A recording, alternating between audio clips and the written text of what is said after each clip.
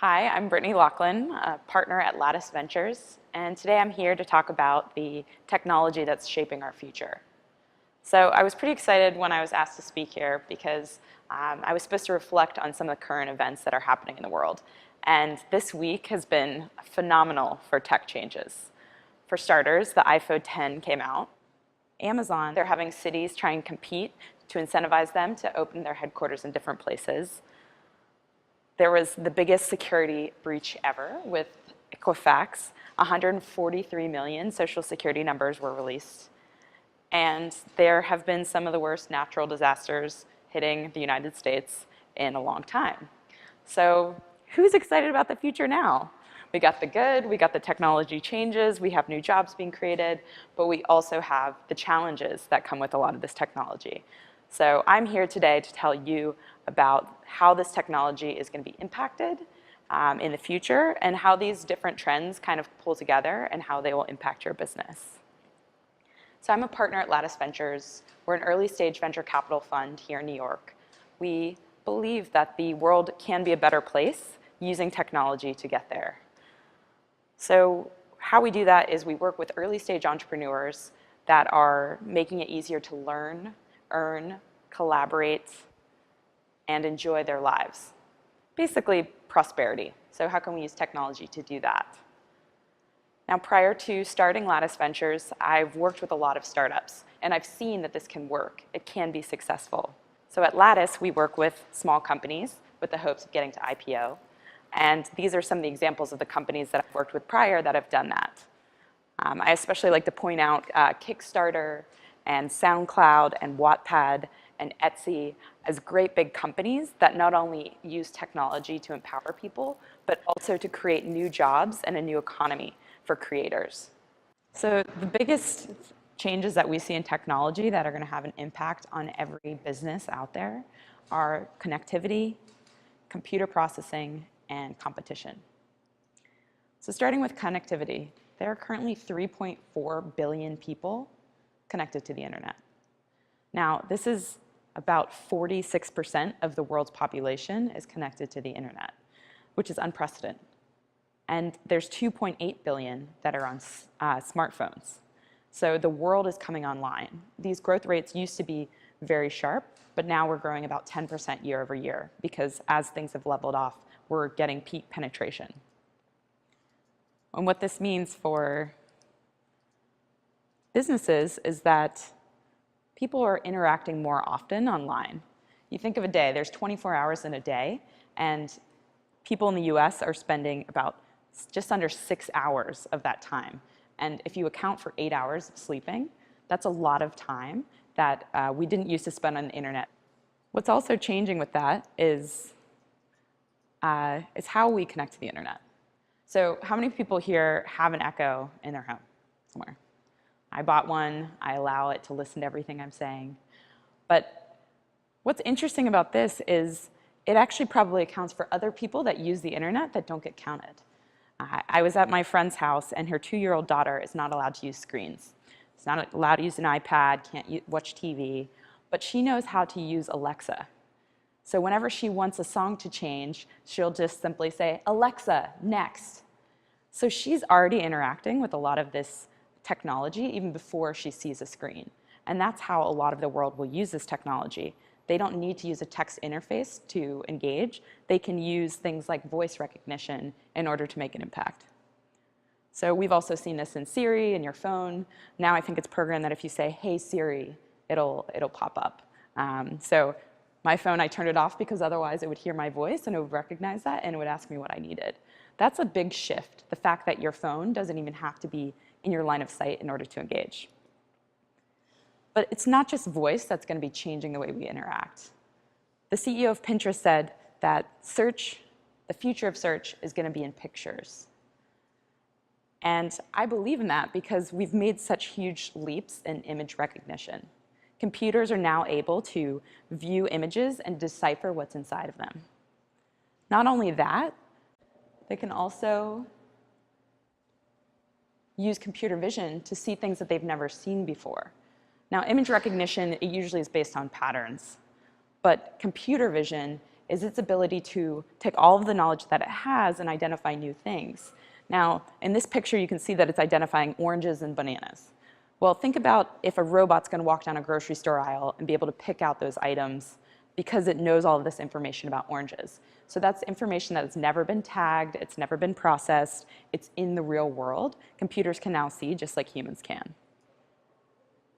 But that's not the only way we're changing the interface. Chatbots have become incredibly popular. I bet a lot of your companies have chatbots that you use, whether it's through Facebook Messenger, one of the 11,000, or through a phone line system, or a text message when you go to a website. Conversational UI continues to be a very important part of how people do business, how they transact. For example, Hyatt, you can just say, hey, I want a hotel room. Instead of downloading the website, going there, logging in, typing in the little dates that you need to be there, you can just talk to it like it is a person. So this is going to change the way that all commerce happens. And it's a good thing because commerce itself is growing at an incredible rate. It's about $400 billion of online sales. And what we've seen go with that is actually ads have kind of matched, because television advertising, you couldn't measure what was the conversion rate, but now with ads, they're becoming mobile storefronts, and they're actually surpassing the amount of spend in TV advertising. So what does that look like online? Well, if you've used Pinterest, you probably have seen the new buy button. Pinterest is a social network where you share images that you like and things that inspire you. Well, now you can shop everything that you see on there. For example, Hunter Boots. This is a very old company. They have a very iconic product. They never do TV advertisements, but they decided to do an advertisement on Pinterest. They created content because customers were already sharing their products online, and they saw a 30% lift in engagement and purchases because of creating content on Pinterest specifically to their users. But that's not the only social media website that's been impacted. Instagram, you've probably seen things be sold to you, whether it's through advertisements or brands that you follow. The company Topman, which has online sales and retail sales, is using it to push sales at the last minute. So they can drive customer traffic into the store by letting people know on Instagram. And since it's a source that they often check, they're able to increase lift. But online buying isn't just about content that you create, it's also about smarter ads. So Facebook, for example, you can now shop and put together a whole cart right from Facebook. So you're scrolling through, you see baby photos, and then you see a shirt that you want, and you're able to click and purchase that right from the app. You don't even have to move. And mobile has had a huge impact on that because people no longer have to go to another website or open another app. They can do all one purchasing at once. And these are converting. About 1/4 of users on Pinterest go to make a purchase on the website. And about 1/4 on Facebook ads users, they click and they usually purchase something. So these are pretty big numbers, and I think we'll only see these increase in the future. But retail isn't just about online, it's also about in-person. So just this week, Nordstrom announced that they're opening a store that doesn't sell clothes, but it serves beer. It's all about experiential. So they want you to come in, try on clothes, find something that you like, and then order it and have it mailed to your house. And we're seeing this impacted in parcels as well. The number of shipping volume is up about 10% year over year, which is really interesting when you think about the fact that this is the way that most people interact with your product now. Boxes in the lobby, you sometimes see brands on the side, and that can be a real experience. So people thinking about how people are engaging online, and then what is that experience when they actually get it in their home. Because people are spending a lot more time in their homes. In fact, ordering in has become one of the key drivers of restaurant revenue growth in the San Francisco area. So according to DoorDash, they've had 45% year-over-year growth in deliveries, and that's increased profits for restaurants from 2% to 7%, because it means less dishes to wash, less labor to take care of things, more focused on delivery. So people are spending more time at home, and maybe they're watching more Netflix, and that's how you get more time to sort of spend online.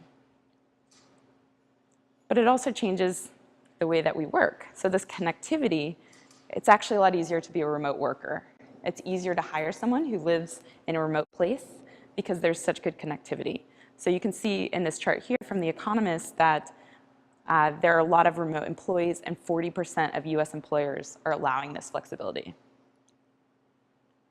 To meet that demand of people everywhere working on everything, there have been tools that have emerged to help make it easier. Some people don't like it because they're always on, but the 3.7 million employees who work from home use these tools every day in order to engage. So if you run a team, I would challenge you to think about how your team is interacting. And if you added a remote person, what tools would you use to communicate? Because it's not just about being a manager in the office, it's being a manager in all of these platforms. Now, all of this connectivity also creates another challenge for businesses. It's about data. Data is a fantastic resource. We're seeing more of it move to the cloud, which creates more opportunity to leverage and become smarter. But the challenge is that it also creates a lot of risk. More data means more things that people can take. And we've seen that, again, with the Equifax. If you don't have more security, then you're at a disadvantage because that's going to hurt your brand and it's going to hurt your customers. From this week, I pulled these two tweets that kind of sum up, I think, the sentiment. People are making jokes about the hack because 143 million identities compromised is pretty challenging, especially when the company's reputation was about building credit, keeping credit worthy. So someone said, Equifax, because if you can't ruin your own credit, leave it to the professionals. And hackers breached my Equifax account and just laughed at my credit score. So people are making light of it, but that information traveled very fast. The problem is for each of you is that those hacked identities doesn't just hurt Equifax. It hurts every business that uses SSN somewhere in their process, whether it's how you do payroll for your employees, how you check credit scores, how you sign people up for a new account. If there are more hacked accounts, how are you going to change your business so that customers aren't a victim of identity theft on your website? So being aware of what's happening in the ecosystem is a big part of keeping data safe. So to summarize connectivity, it's changing how we shop, how we work, how we think about data and security. And it's going to impact every business here and globally.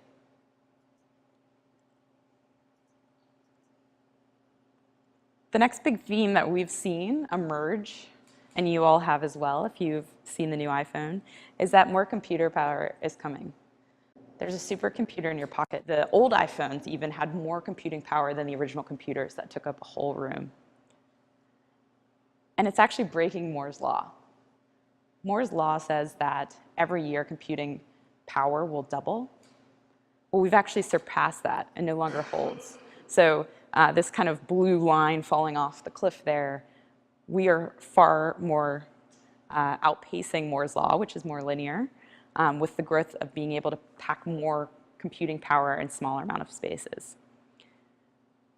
So one of the most interesting examples of this is actually on an orchard farm in the Pacific Northwest. So apple picking, usually you don't think about technology. It's usually very manual. They hire a lot of migrant workers to commute in to the Pacific Northwest for a very specific part of time because apples are only harvested during a particular time. Individuals go and pick because you can't mess up the leaves of the trees, and you have to be able to examine an apple to make sure that it's actually ripe. So what they've been working on for years is the ability for computers to robotically pick an apple and pick it gentle enough that you're not going to hurt the apple, you're not going to hurt the leaves, and you're going to only pick ripe ones. So using a ton of computer recognition, data processing, they were able to build something cheap enough to go and pick apples in the field.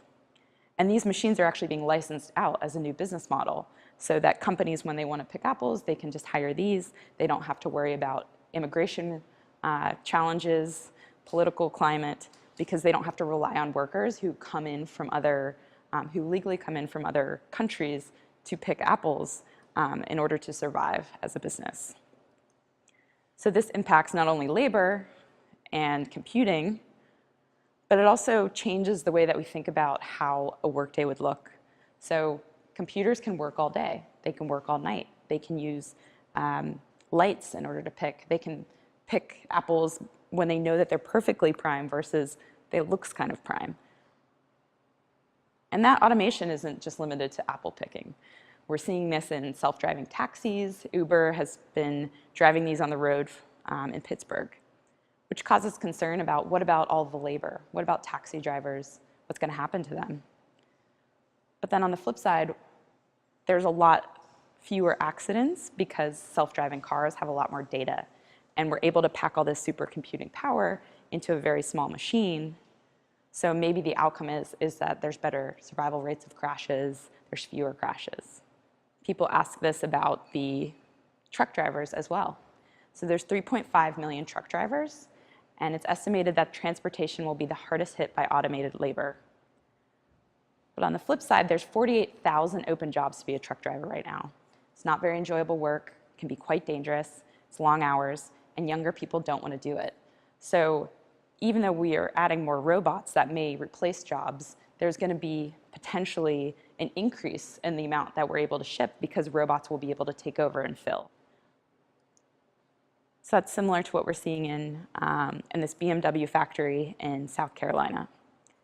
Originally, when they built the factory, it was 30% robotic in the body shop. Now it's 99% robotic. They have 8,000 employees, and they're adding hundreds of thousands of robots. But it's not all bad for the workers. Oops. Some of them are being augmented as well. So repetitive tasks that have to be done by humans can now be augmented with robots. They wear exoskeletons on the outside, and they're able to shift and change things. But we see this in commerce as well. So Amazon has 100,000 robots in their warehouses and 125,000 humans that work in the warehouses. And they're saying that they're only going to add more humans and more robots over time. Because there's certain things that robots cannot do yet. But with more robots, they actually have more capacity to do things they didn't think they could do before, which is like, you can order toothpaste in the morning, and by the evening, it'll be at your house. If they didn't use robotics, that wouldn't be possible. So it's imagining what else could be possible once they have more humans and more computing. But as Martin Ford, a futurist, said, the assumption is that technology will eventually displace all of the people in the warehouse. And maybe not overnight that a huge amount of jobs will disappear, but it may be the first indication that these jobs are going to go away eventually. So it's something that we'll be looking out for in manufacturing, in driving, and apple picking. But it's actually leaking over into some other industries too. For example, the Oxford report said that experimenting with robots in the classroom, there were a number of students that actually preferred learning from the robot than learning from the teacher. So it's not just automating heavy manufacturing, it's even the way that we engage one-on-one. So thinking about how robots may be a part of your life going forward.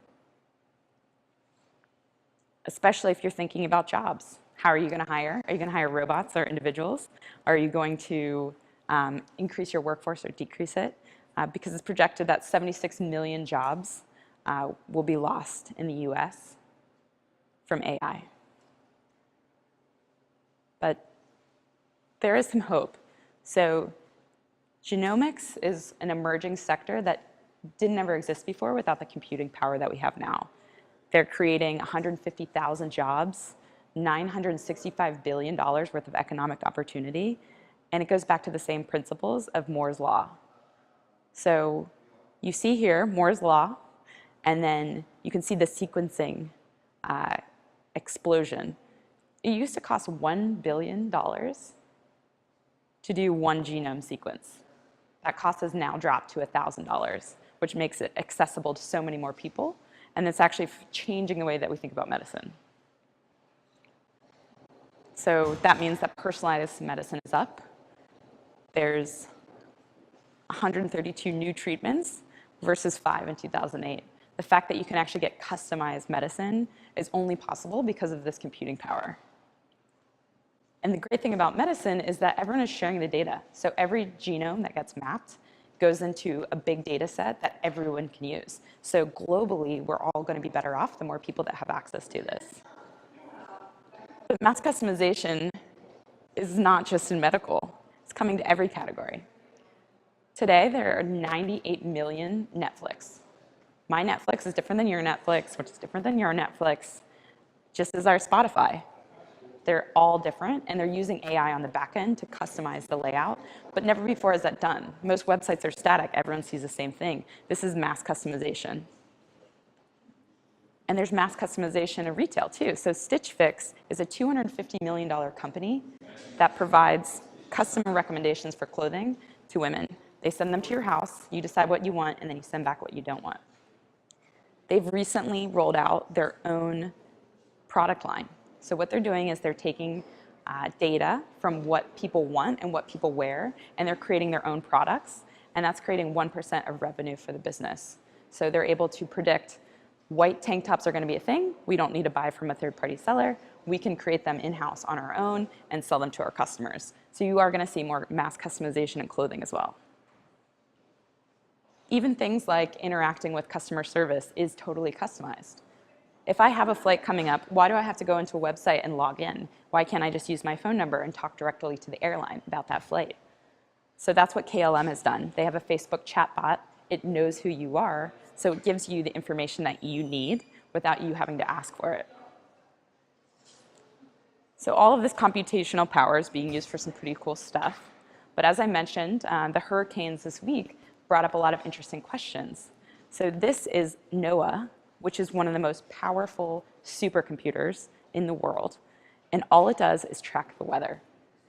It has made the most accurate predictions of the weather, and it actually saved a number of lives over this recent hurricane because it helped people realize, are you actually in a place of danger? Are you in zone 1, zone 2, zone 3? Do you need to actually evacuate and cause a lot of traffic, or should you stay there as much as possible? So better predictions with all of the data that they have, and this is only going to get cheaper and more accessible for everywhere in the world. So right now there's 2 supercomputers, one's in Florida and one's in the mid-Atlantic. So they're collecting all the data, but if you imagine this happening all over the world, just how we can predict weather in a better way.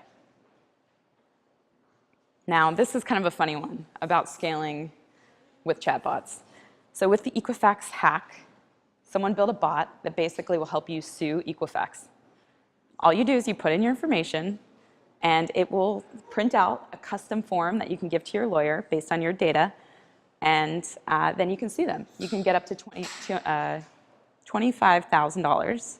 I think if you're in New York, it's $15,000 if they compromise your data. So you can use this technology for good, not just for big, huge problems. This was built in a day, and there's already thousands of people using it. But with all the good, we have to also watch out for the bad. So I don't know if you guys read, but Facebook was building an internal artificial intelligence, and it actually started creating its own language, and it didn't talk to the developers. And so they had to shut it down because they could no longer communicate with the machine, and they didn't know what it was doing. That gets a little scary. You know, all those movies that you've seen about robots taking over, we're on the edge of that. And I don't think this will be the only case of AI getting out of hand. So I think it's something to watch out for as you think about how to use your data.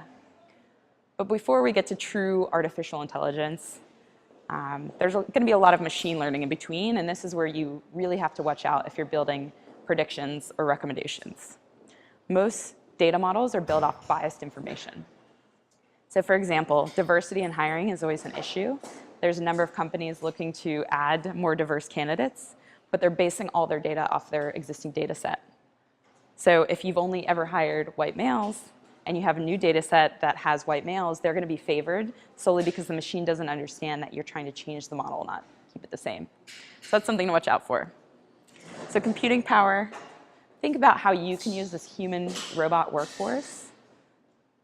Genomics for better care. How is this going to impact your health insurance premiums? What access are you going to give your employees to this type of data? If you know that it can help save lives, will you be willing to spend the premiums on your teams to do this? And look for AI in every interaction, because it's going to be there, especially anywhere that there's a lot of data. So the sort of third overarching theme that I wanted to cover today is about competition. So everyone's online, there's more data everywhere, and then what happens? Well, 30% of internet users are from China and India, and that's only growing. Most of the future growth of the internet is going to be coming from those two countries. People are connected and they're social. There's 7.4 billion people in the world, and 3.7 billion of them are on the internet. And 2.7 billion are active on social media. You can get in touch with basically everyone in the whole world right now, which is great. But it also means that a lot of the growth of who's going to be your customer, who's going to be providing services, who's going to be creating tools, are coming from all over the world. So that can mean a good thing because you have a plethora of talent, but it can also mean you have more competition than ever before. Even things that are related to the internet are going to be consumed in new ways, and we're going to have more competition. So this is a chart for electricity consumption. You think about the smartphones, you think about the internet access, you think about these hubs. There's increasing demand across the globe for these products and services. So it's not just going to be about labor, it's also about natural resources and the way that we utilize them to be competitive. We've seen some of this stuff play out about geography boundaries with regulation. Right now, if you have data in the EU, because of the privacy shield, you cannot actually transfer it back to the US unless you get full consent from every person that does it. And that's any kind of personal identifiable information. So that means if you know their name, if you know their phone number, if you know their email address, you cannot send that over the ocean. Now that's a big problem, because if you're doing machine learning in the US and you need all the data from your customers in Europe, you're not actually supposed to do that. And you can be sued by your customers, by the governments to do that. But this has created an interesting global arbitrage, because a lot of tech companies have now set up shop in Ireland. Because if you keep the data in the EU, it's okay. So what they're doing is they're creating offices there. Dublin has one of the most generous tax policies in the EU. And so companies are saying, okay, we can't get around this law, but we will build where we think it's going to be the best. So I think we'll continue to see interesting geography plays where people want to compete for talent and for money by changing the regulation so they can stay competitive in this global marketplace. Now, thinking about all this talent that's online. So Stephen DeWitt said there are 3.2 billion skilled workers on the planet. And once they're connected, all they want to do is contribute. So this means our labor workforce is going to look a lot different, because no longer is it who lives in your area or who's willing to move here.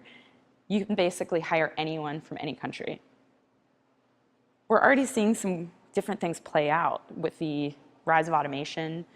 We're seeing contract labor actually go up. You think of the gig economy, Uber drivers, TaskRabbits, and full-time employees go down.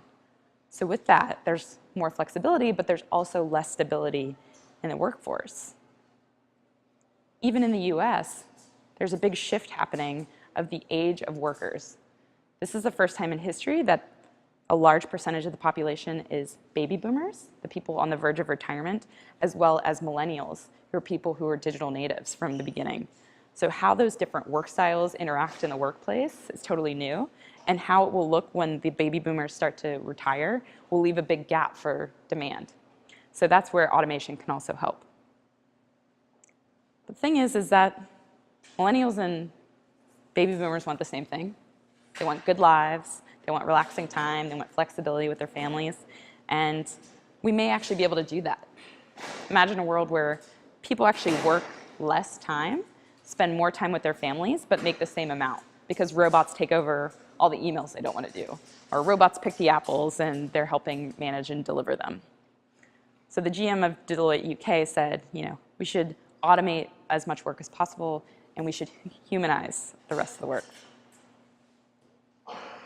Now, one last sort of topic in this that I wanted to bring up, I don't know if you guys have been following, but blockchain is enabling a lot of this access globally, because it creates easier ways to transact, to pay people globally, and it's probably going to have the biggest impact on every single business in this room. So if you don't know what the blockchain is, it's simplified to say it's a public ledger where you used to have to go through a clearinghouse like a bank to say, hey, I've sent money to you. Now it's all done on the blockchain using cryptography. A kind of simple way to show that is you put one input in, there's a hash function, which then obscures what that data is, and then you output almost like a receipt, a code. And then if someone puts in something similar, they get like a different code. So in order to keep track of everything happening, you don't actually see everything written on the blockchain, but you have a record. And if you ever want to go back to that record, no one can delete it, no one can erase it, because the blockchain is distributed. It's hosted on hundreds of computers all over the world, so no one can say, oh no, you never paid me money. It's like, oh, it's written on the blockchain. And this is very powerful. And what makes it really powerful is that it's tied to a currency as well. So if you've been following Bitcoin, it's anyone own Bitcoin in this room. So Bitcoin is a currency tied to incentivize people to host the blockchain on their data, on their servers, as well as incentivize people to want to contribute to the network. Now, what's great about it is that the price has gone up a lot. So if you bought some early on, I think I bought mine around 200, so a couple years ago. It's now been over 4,500 recently. It's very unstable, but it is a store of value. So if I wanted to trade Bitcoin for other currencies, I could do that anywhere in the world. And Bitcoin isn't alone. It's the most popular in terms of it's been around the longest and has the most established market cap. But there's all these other coins that are emerging as well. So Ethereum is probably the next. They're at about 21 billion in market cap. So overall, the cryptocurrency field is 100 billion market cap. Now, this is small compared to Apple's market cap of 800 billion. But you can see that it's starting to scale up. It's starting to get momentum. So it could have a huge impact, especially when we zoom out again to the global scale. So cash is still actually hard to get in a lot of places in the world. So anything that's in red, that's a place where it's hard to have cash. Now, when we think about employing workforces all over the US or all over the world, you got to think about how you're going to pay them. If I hire someone that lives in Poland, am I going to change my US dollars into other currency? Am I going to take on the FX risk? Or am I going to leverage something like a cryptocurrency where they can buy and trade immediately out of the system as they see fit, or they can hold that currency and trade with other people? So Bitcoin is not just about earning the currency, though. It's also about how it's created. So this map is kind of hard to see, but the currency is used to incentivize people to host with miners. I can talk more about this forever, so I'm trying to give you the high level. But miners basically contribute to the network, and so people all over the world can host miners. They can actually earn Bitcoin for just hosting data. And one of the most interesting examples of this was in Venezuela. So in Venezuela, they have subsidized energy. So if you live somewhere, your power is free. You plug something in the wall, it's free. So they created a lot of mining centers because as the Venezuelan currency fell through the floor, they realized they could earn Bitcoin by hosting networks that are miners. And then they're using that Bitcoin to purchase products from China to have them shipped to Venezuela. They're buying toilet paper, they're buying paper towels, they're buying all sorts of commodity products because Venezuela doesn't have anything on the shelves. So they're sitting in Venezuela, mining Bitcoin, purchasing products all over the world, and having them sent to them through a courier. So it's just an interesting way to think about how you transact in the world and how easy it's becoming that you can have power in one place, and since it's so cheap, you can actually earn for real products in other places.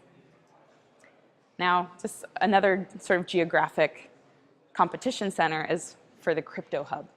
Everyone wants crypto companies to come, be set up there, pay taxes there. There's a place in Switzerland called Zug. It wants to be the Delaware of cryptocurrency.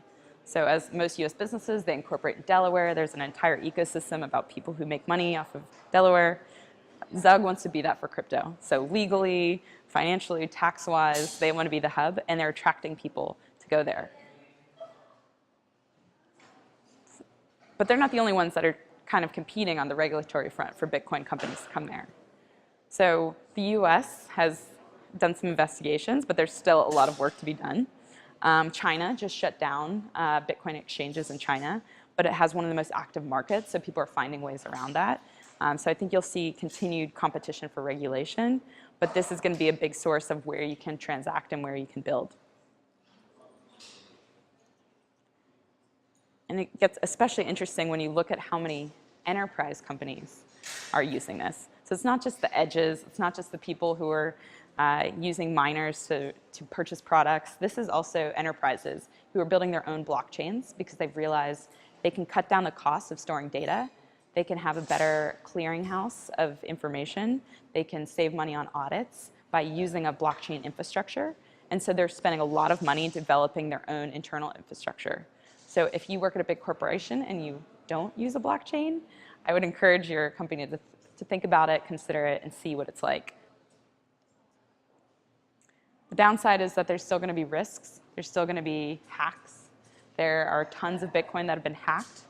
So security is a huge part of it. It makes it very risky. But if you're smart about it, there's a lot of opportunity there. So just to conclude about competition, there's a new workforce online. So if you have teams and you're thinking about how to attract them, how to incentivize them, think about the different flexibility that you can provide, the different tools you can use. Organizational design is changing. So if your workforce is remote, if they're global, how you pay them, how you compensate them. And the rise of decentralized is going to impact everything. So if you haven't started learning about the blockchain, I'd highly recommend it. It's going to be in everything, whether you know it upfront or not. So to conclude, these are the biggest impacts that I see, and it creates the most opportunity for you. More customers, more talent, more data, more tools. It's a life of abundance that we're going to come into, but it's also going to mean a lot more turmoil in terms of security risks, competition, job instability, and eco instability. So think through how those will impact your everyday. Just like to leave you with one kind of final thought about the future. So looking at what happened with Hurricane Harvey and Hurricane Irma, you got to think about, like, what's the future going to look like if we can fully predict what the storm's going to hit? If we can send in autonomous vehicles to rescue people, if we can send in supplies that we need, if we can change operations in real time so that as soon as we know that there's demand for certain products, we can have them shipped there even before the hurricane hits or immediately after. So taking away a lot of the chaos that happens in these sort of things and having some brilliant minds be really incentivized to solve these types of problems, working on it. I think with all of this technology that's there, we've got a great ground floor to build some really amazing technology that's never been built before and actually really change the world with it. So that's what we look forward to, and we're excited that we got to share it with you. If you have any questions, I'm Brittany at lattice.vc. Love to talk more. We have the privilege as venture capitalists to look at the future and try and find it in companies in the present. So we're constantly looking for cutting-edge technology, people who care about solving important problems, and entrepreneurs who are hungry to make a difference. So thank you for your time. Thanks for having me.